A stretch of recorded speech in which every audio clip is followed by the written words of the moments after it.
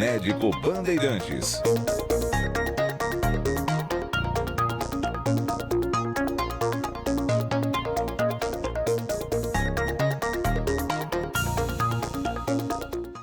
Muito bem, abrindo aqui o Plantão Médico Bandeirantes de hoje, recebendo já em áudio e vídeo aqui a doutora Raquel Moarec. Tudo bem, doutora? Como vai? Sempre um prazer. Vai? Obrigado, viu? Obrigado a vocês, muito honrada em estar aqui. Vamos lá. Doutora, a gente já falou da importância do assunto, né? Dengue. Você sabe que tem muitos ouvintes que foram me mandando mensagem, né, no Instagram. A Aldélia é uma das nossas ouvintes, né? Danilo, peguei dengue, tô muito mal, tô ruim. Eu tenho familiares também que pegaram, né? E apesar do número de casos de dengue no Brasil ter caído 68% nos 2 primeiros meses deste ano, ou seja, janeiro e fevereiro, na comparação com o mesmo período do ano passado, a quantidade de pessoas infectadas permanece alta. E São Paulo, principalmente, não é? Só em São Paulo, hein? Só em São Paulo foram 291 mil casos somente entre janeiro e fevereiro, né? A gente tem aqui os dados todos do Ministério da Saúde, daqueles casos prováveis, das mortes confirmadas, infelizmente 235 mortes confirmadas e ainda 491 em investigação, né? Mas, doutora, entra ano, sai ano, a dengue não sai da nossa pauta, né? Da pauta aqui da imprensa toda e das questões de saúde também, que envolve a saúde pública, não é? Por que é tão difícil combater esse mosquito, hein? Conscientizar a população? O que está faltando ou o que não está dando certo, hein, doutora? Então, é o seguinte, a dengue, nós temos 4 subtipos. Por muito tempo, né, a gente já sabe que os surtos, normalmente, né, das relacionadas com os artrópodes, que seria mosquito, a gente teria a cada 2 a 3 anos um novo surto, 2 a 3 anos um novo surto. Se não controlar o vetor, isso é a recorrência de dados epidemiológicos natural de doença relacionada a mosquito. O que acontece de uns anos para cá? Os subtipos começaram a ter mais do que um na prevalência naquele período. Então, desde uns 3 anos para cá, nós começamos a ter o subtipo 1, 2, o 3 e o 4 naturalmente em aumento, em crescimento. Isso quer dizer, nós passamos a ter dengue todos os anos em lados de surto. Então, pela alta recorrência. Então, uma pessoa que pega dengue uma vez, ela pode pegar mais 3 vezes, porque são mais 3 subtipos diferentes. E se pegar muito próximo do outro, quer dizer, de um ano para o outro, pegar o próximo, você tem uma dengue muito mais grave. Esse é o motivo da mortalidade da dengue estar aumentando gradativamente com o tempo. Doutora, isso é importante. Então são 4 sorotipos da dengue, né? Então a pessoa lá, o indivíduo pega o tipo 1, ele cria uma imunidade a esse tipo. Em caso de pegar uma segunda vez, ele vai pegar o tipo 2. É por ordem? Ou ele pode pegar o tipo 4, depois o tipo 3? Não, é por ordem. Tipo 1, tipo 2, tipo 3, tipo 4. É isso, doutora? Não, ele vai pegar de acordo com a prevalência em cada local. O que nós estamos discutindo hoje é que os 4 subtipos estão por aí, vamos dizer, ao mesmo tempo, epidemiologicamente falando. Então, uma pessoa que, como o Brasil globalizado, ele vai daqui, ele vai para Bahia, depois ele vai para Minas, depois ele vai para Mato Grosso, então ele pode entrar em contato com subtipo 1, subtipo 2, subtipo 3 e assim vai. Então, quanto maior a recorrência, a maior a prevalência de um deles num período e a pessoa estar naquela região, ela pode pegar os outros subtipos até um em cima do outro ou perto. Então, essa variação é que precisa a população tomar cuidado. E vacinar, né? E os cuidados, né? Usar repelente de forma correta, né? Que isso nos ajuda a diminuir o quadro naquele período. Tem várias dúvidas aqui, já tem ouvinte perguntando de repelente, então já para não perder o gancho aqui, não é? O repelente que a gente encontra na farmácia, esse que a gente usa para ir para a praia, para o sítio, para uma fazenda, esse funciona e resolve para o mosquito da dengue? Então, tem que ser de acordo com o fabricante, né? Nós temos que o DTE, DEM com icaridina, tem várias formas de você colocar. Então, tem para criança, né? Tem de acima de 6 meses para cima, tem acima de 2 anos para cima e tem só adultos. O que precisa é, se é um de DTA que você precisa repor a cada 3, 4 horas, ou 6 horas, ou 8 horas, dependendo daquele. O que a população precisa entender? Se você passou um protetor, passou um creme na pele, você vai passar um protetor solar, se você for em algum lugar que tenha, e depois, assim, em torno de meia hora, 40 minutos, é que você pode usar o repelente. Então, dá para se usar o repelente e o protetor solar? Dá, desde que o protetor solar seja primeiro, que faz absorção na pele, para depois você usar o repelente.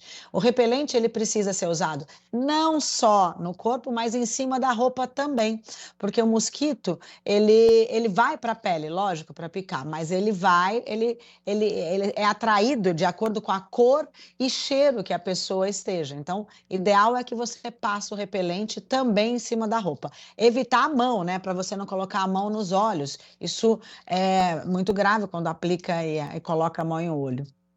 Então é importante essa questão da cor também, porque eu pensei que fosse um mito. A gente vê muita coisa na internet e a gente sempre precisa recorrer a uma especialista, né, quem entende do assunto. Então, a questão da cor, se você está usando camiseta preta ou branca, isso influencia de alguma forma no mosquito?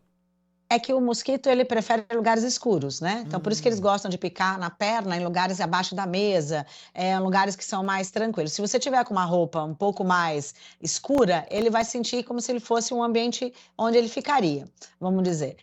Normalmente quem pica é a fêmea, né? A fêmea pica no período da manhã ou no final da tarde. Então, por isso que a gente pede para fechar as janelas no final da tarde, ou colocar aquelas telas para que evite a entrada deles, porque eles entram para poder realmente picar ou pegar alimento para isso. O mosquito, ele tem uma sobrevida de 2 meses, ele coloca mais de 200, 300 ovos, né, em cada período. Esse ovo, né, ele vai ficar uma larva, uma pupa e vai virar um mosquito. Então, quando está nesses períodos, o mosquito, o ovo, ele dura até quase mais de um ano dentro do ambiente. Então, por isso que você pode ter os ovos que estão do ano passado, estão eclodindo agora por causa da chuva. Aonde tem chuva, onde tem água que molhe naquele lugar onde tem os ovos, eles vão eclodir. Eclodindo, começa tudo de novo. Existe um grupo mais suscetível ao agravamento da dengue? É mais complicado pegar em criança, em idoso, em grávidas? Todo mundo pega igual, da mesma forma e pode complicar de forma igualmente, doutora? Não, a Organização Mundial de Saúde colocou que os jovens, né? Por isso que a vacinação que o governo deu inicial, por falta de vacina para todo mundo, seria para as faixas etárias de maior gravidade, que é de 10 a 14 anos. Então, essa faixa etária, realmente, pela Organização Mundial de Saúde, é uma faixa etária mais grave. Né? Não é porque ele tem comorbidades, é porque o jovem, de acordo com o tipo de sintoma e a baixa ingesta de líquido, também nos ajuda a ter uma gravidade maior. Então, se você perguntar quais são a faixa etária de gravidade, quer dizer, gestante é grave por natureza, porque é considerada uma imunossuprimida, os comorbidades de todos eles que usam algum medicamento que usa anticoagulante, que já se usa um antiagregante, como tipo do AS, aspirina, quer dizer, todos aqueles pacientes que já usam medicamentos que são épocas de contraindicação durante a dengue, tá? Elas são as pessoas que têm maior risco. O problema é que qualquer um pode ter uma dengue grave se ele roda de um lugar para outro, ele pegou dengue recente de um subtipo e pega de outro subtipo. Então, a gravidade, ela não é relacionada só às comorbidades e faixa etárias, ela é de acordo com o tempo que você pegou um quadro e a sua resposta a ele. Então, eu posso ter um jovem, né, que não teria um quadro grave, e ele passa a ser um quadro grave, um adulto jovem, porque ele não apresentou ou teve uma dengue mais recente, e ele fez uma exacerbação inflamatória, que a gente fala, né, dilatação periférica com gravidade e choque. Quando a gente fala de dengue hemorrágica, a gente está falando do grau mais grave mesmo da doença, situação que pode levar, então, à morte, é isso? A dengue hemorrágica significa isso, doutora? Isso, a dengue hemorrágica é uma permeabilidade, né, uma abertura dos vasos para um estado de choque levando a uma hipotensão grave, com sangramento em alguns deles. O problema é que dengue grave, né, o dengue hemorrágica, ou dengue grau 4, que a gente fala, né, ela pode vir em uma pessoa que está pegando a primeira vez, ou realmente naquelas que já pegou prévio e muito recente. O motivo a gente pensa que eu tenho dengue, eu tenho que ficar na cama, eu tenho dengue, eu preciso tomar água, mas se eu não aguento, então só se eu ficar quietinha já ajuda. Não. O tratamento de dengue é uma coisa não muito gostosa de fazer, né? Tomar água quando você não tem vontade, na época que você vai tomar um banho gelado, porque senão vai ter coceira a partir do 5º, 6º dia, então vai coçar e você vai ter que tomar um banho gelado, mesmo em épocas de frio, e você vai ter que andar mesmo com dor. Então, o tratamento de dengue é o inverso do que as pessoas gostam de ficar, quietinho na cama quando eu estou doente. Então, dengue, ela precisa caminhar, porque ela precisa ingerir mais líquido, né? E é claro que quando você está com plaqueta abaixo de 20.000, você tem que ficar quieto dentro de um quadro, dentro de uma UTI ou dentro de uma avaliação rigorosa. Mas a dengue, no geral, se você tomar não água só para você, mas a água, eu falo para os meus pacientes, água para dengue também. Se você tem que tomar em torno de 2 litros a 3 litros para você tem que tomar no mínimo mais 2 litros para dengue, porque você está com uma doença e que exige essa quantidade de líquido a mais. Então, as pessoas precisam entender que é água para você, que é o normal, e água a mais porque você está doente. Doutora, essas mortes confirmadas, né, não somente agora essas daqui, neste ano, né, nas primeiras 9 semanas do ano, essas 235 mortes, essas foram mortes assim já dessa dengue hemorrágica que a gente está falando ou não necessariamente? Então, a dengue é de acordo com o grau que a pessoa está. Normalmente, quando você vai a óbito, é a dengue que levou a choque, uma instabilidade hemodinâmica grave, ficou em UTI e teve parada cardiorrespiratória. Então, são consideradas das dengue grave, tá? Sempre que é o ideal, né, que o Ministério precisa nos alertar, é que qual o epidemiológico seria? É o dengue 1, 2, 3 ou 4? Porque a gente tem períodos que a dengue 3 é mais grave. A gente estava com quase ausência, né? Nos trabalhos que fizeram das vacinas, a dengue 4 não era tão prevalente e a dengue 4 começou a iniciar sua maior volta de aumento da frequência recentemente, nos últimos 2, 3 anos. Então, a vacina é feita pelos 4 subtipos, mas a resposta imunológica à dengue 4 era pouca, porque a gente tinha menos caso na época para analisar. Então, o que temos de acordo com o período, vem a dengue com as suas variações, não chega a ser mutações de clínica, mas ela passa a ter invasibilidade e resposta mais grave. Eu posso ter tido uma dengue 2 e essa dengue 2, há um tempão atrás, ela passa a ser menos e agora passa a ter mais.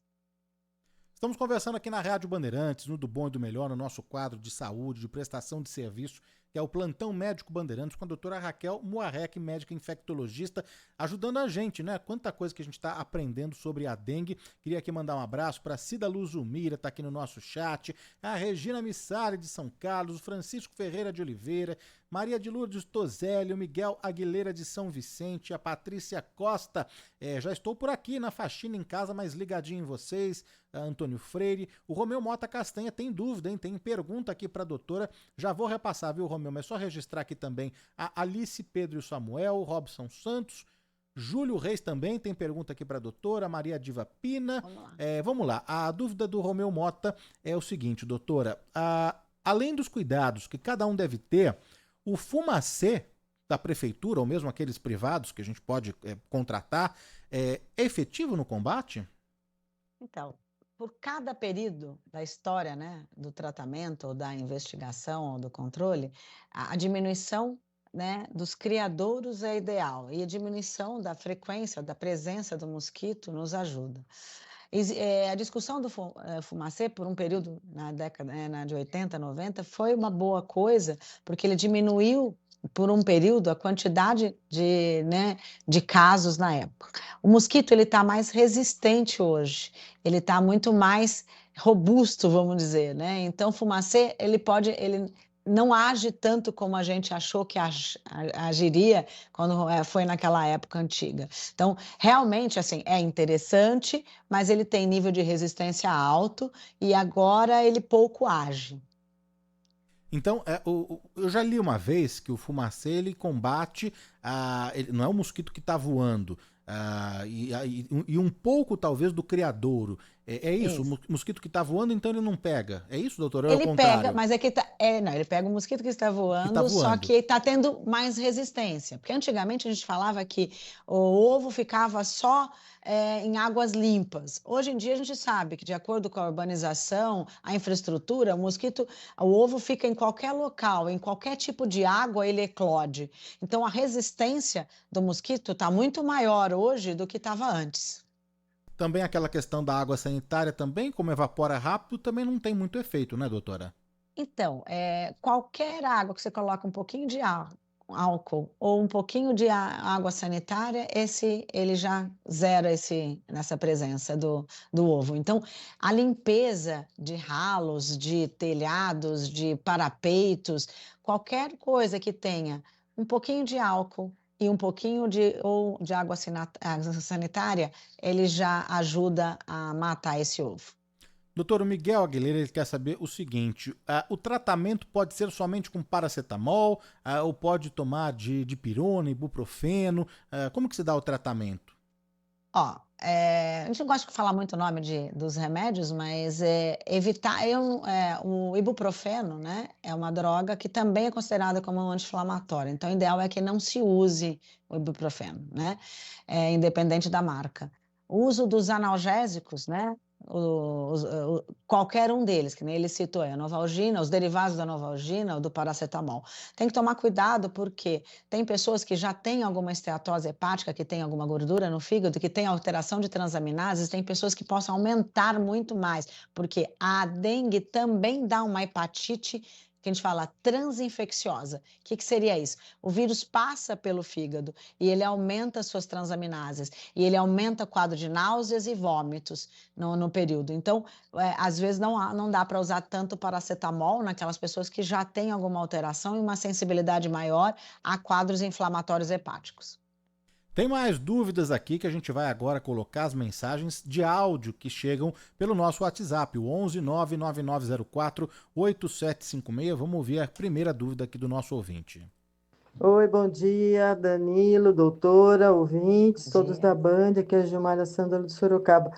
Qual a fórmula, qual é o correto, então, desse repelente para usar, conforme a doutora falou que tem que ter um jeito correto? Qual é? Obrigada. Vamos só retomar Olá, então a questão do repelente, por gentileza, doutora? vamos. Então, são vários tipos. Tem os de criança, né, que são em cremes, e tem os de spray. Primeira coisa, se você vai hidratar a pele, é creme. Se você vai passar protetor solar, você já pode passar. E depois de meia hora, 40 minutos, você passa o repelente. O tipo que você usar, se for spray, você tem que passar nos braços, na roupa também. E, inclusive, em toda ela, vamos dizer, né? Inclusive nas partes expostas e não expostas que esteja com a roupa. Tem que repetir esse processo de repelente ou a cada 2, ou a cada 4, ou a cada 6, de acordo com o fabricante do produto, né, que for usar. E avaliar e tomar cuidado, porque tem crianças que não podem, né? Então, tem os de baby, né, que é o que tem de 6 meses para cima, de faixa etária. Mais uma de áudio aqui, vamos ouvir. Bom dia, pessoal da banda. Bom dia, Gobato. Bom dia, doutora. Doutora, tô com 65 anos. Eu peguei dengue faz muito tempo atrás. Se eu pegar Certo. hoje, ela vem mais forte. E pela idade é mais perigosa pegar dengue, não? Eu peguei é Oh, normal. Fiquei mal, doutora. Fiquei quase uns 5, 6 dias mal, mal, mal. Doía tudo. Parecia que a gente tinha tomado uma surra. Pela idade tem mais perigo, não? E o caso de eu ter pegado faz tempo. Faz mais de 15 anos que eu peguei essa dengue. Eu tenho possibilidade de pegar de novo alguma dengue mais forte, não? Obrigado, ótimo ó, programa, Gobato. Doutora, de parabéns, doutora, vamos. pelas explicações aí. Carlos Alberto de Praia Grande. Praia Grande tá nublado. Quem quiser vir pra praia, Tá bom pegar uma prainha para não se queimar muito. Obrigado, obrigado. Obrigada. Ó, vamos lá. Você tem a chance de pegar mais 3 subtipos, independente da período. Quando você pega uma dengue, você já faz defesa permanente para aquele subtipo. Então, você tem a chance realmente de pegar mais 3 vezes. É claro que, por exemplo, teríamos que saber exato qual seria o subtipo que está passando por agora na Praia Grande. Porque aí, aquele subtipo, se for o mesmo que você pegou há 15 anos atrás, então esse você não vai pegar. Mas não quer dizer que o mosquito não transmita os outros subtipos em períodos variados. Como faz muito tempo que você pegou, você vai poder pegar os outros subtipos agora. A gravidade é como você vai responder a essa dengue agora, independente da faixa etária, que nem eu já, se você sabe que hoje em dia a mortalidade não é só relacionada porque é mais velho ou mais novo, é a gravidade pela quantidade do vírus que está circulando, é pela resposta de invasão daquele vírus naquela pessoa e a gravidade que ela vai apresentando se não fizer o tratamento correto, né? Que é muita ingesta de líquido e segmento laboratorial para que a gente acompanhe a resposta imunológica dele. O Jamir Cruz Nascimento tá ouvindo a gente aqui em Poá. O Sidney Estela em Florianópolis. A Cida Luzumira já registrei aqui. O Mauro Passarinho de Itapetininga. A Rosimeire. Rosimeire, né? Danilo, tive dengue em 2003. Tenho 67 anos. E eu queria tomar a vacina. Posso? Eu não tenho nenhuma comorbidade. Vamos entrar já então, doutora, na questão da vacina, que é muito importante, porque, claro, agora está sendo vacinado um determinado tipo de público, acho que é importante a gente reforçar qual que é o público-alvo agora, e queria saber também, doutora, se estamos na meta, se estamos abaixo da meta, como que está o esquema de vacinação aí com relação à dengue? Olha, essa é uma pergunta maravilhosa e que eu gostaria que sempre tivesse vacinação para todos, mas todos os estudos de todas as vacinas, que nós temos 3 tipos de vacina hoje em dia, ainda a terceira ainda não foi liberada, mas vai ser liberada para 2026 e 2027 no Brasil, que é a vacina do Butantan DV, chamado Butantan DV. Todas elas são de vírus vivo atenuado, né? Que seria o vírus enfraquecido. A primeira vacina, chamada Dengvaxia, que foi feita pela Sanofi, ela é uma vacina que era só para quem já tinha tido dengue prévia e ela é dada em 3 doses com intervalo de 6 meses. Essa vacina não é liberada em sistema público e ela também não é muito preconizada, porque tem sempre que saber se você teve, e tem várias vezes que, às vezes, o sistema imune não apresenta um nível sorológico, então não tem tanta certeza. Só quem teve mesmo pode ter passado desapercebido um período e não sabe se teve, então é uma vacina não muito preconizada hoje.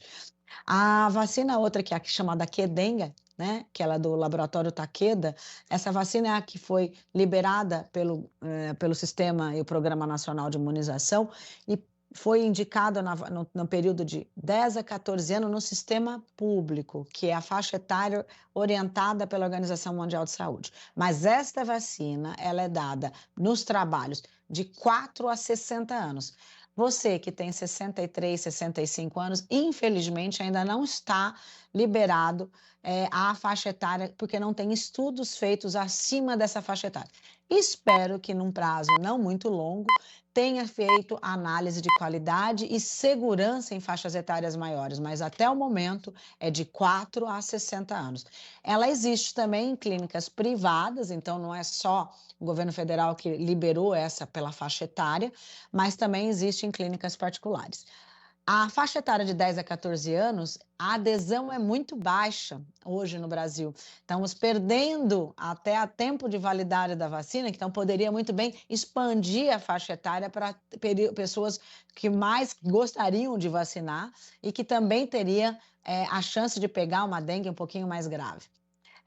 Mas vamos aguardar a liberação a quantidade de dose por faixa etária, porque eles fazem uma análise de quanto de faixa etária tem para aquela faixa etária e ver se consegue vacinar. Então, nós temos uma baixa adesão de 10 a 14, tomando mais a primeira dose do que a segunda, isso é pior, porque se você não toma as 2 doses, que é o intervalo de 2 meses, essa vacina ela não tem a sua eficácia adequada. Então, só após a segunda dose eu tenho a eficácia ideal de resposta imunológica.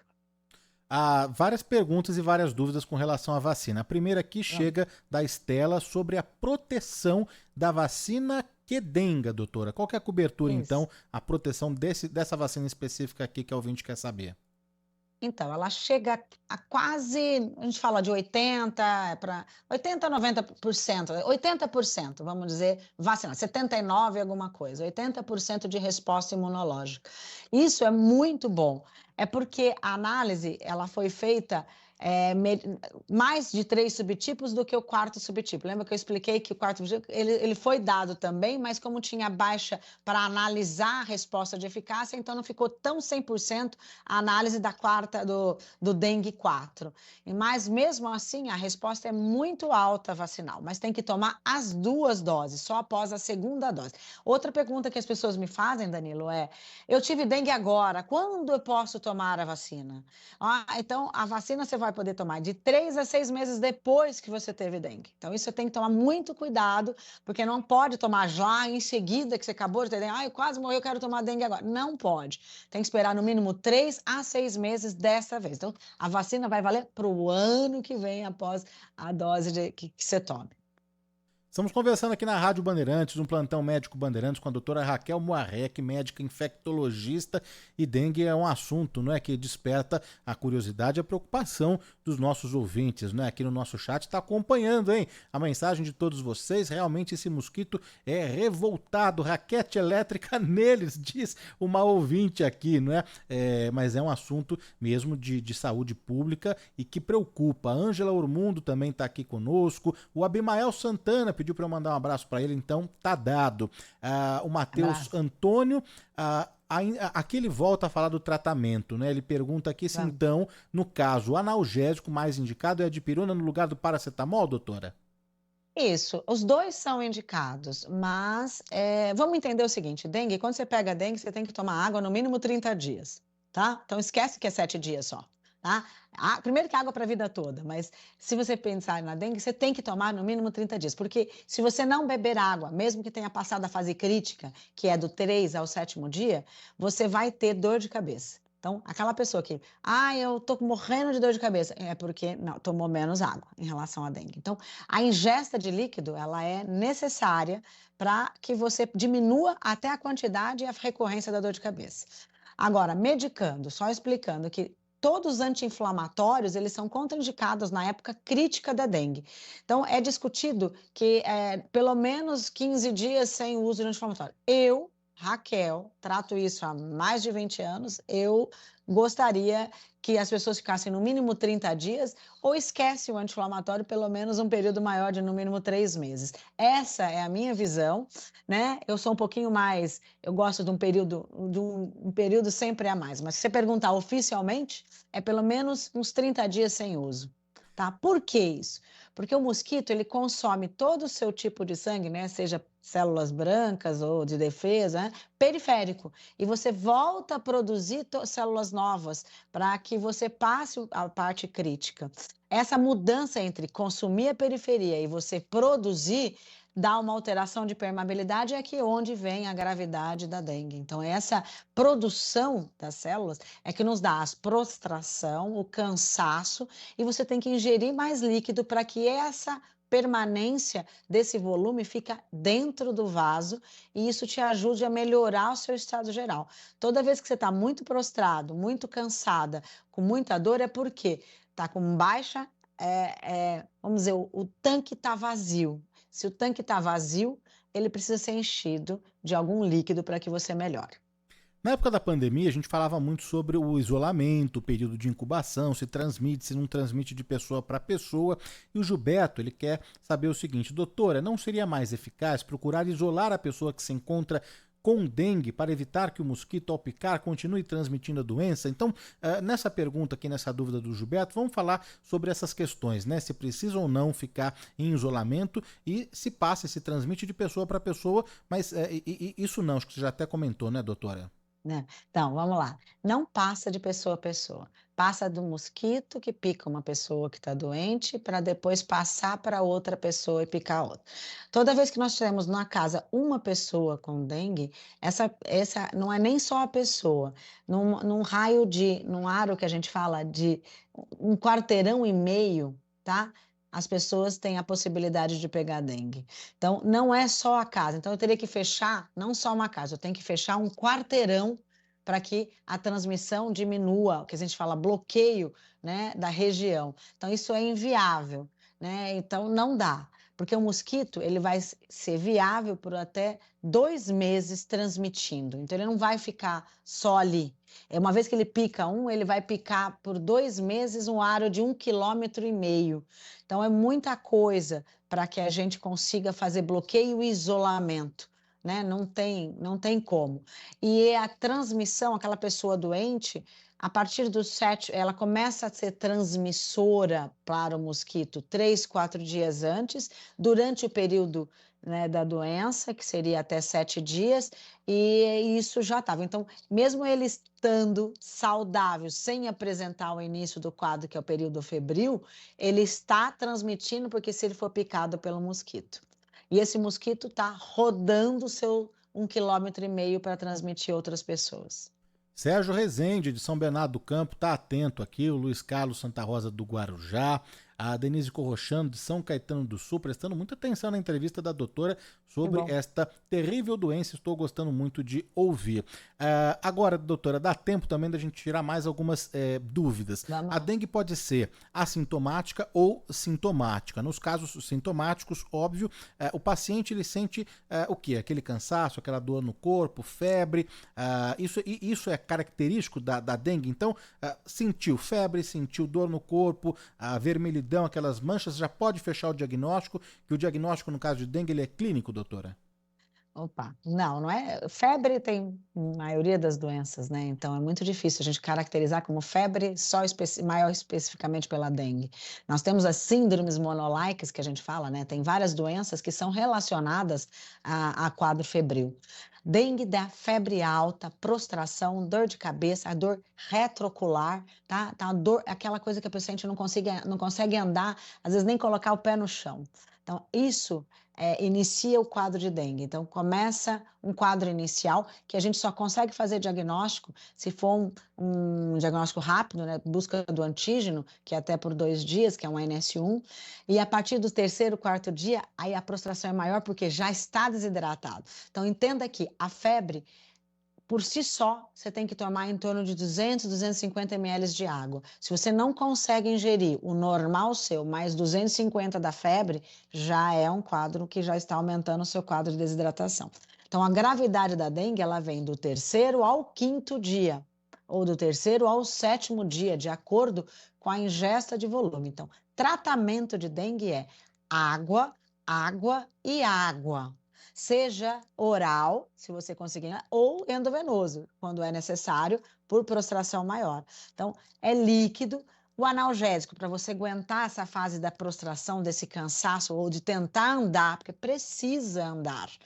A gente tem a dengue, a gente quer ficar quieto, porque tá dor no corpo inteiro, e aí a pessoa tem que andar. Então, muitas das pessoas de dengue que eu já tratei, pode perguntar para elas, me xingam horrores, tenho certeza, porque eu mando sair do quarto.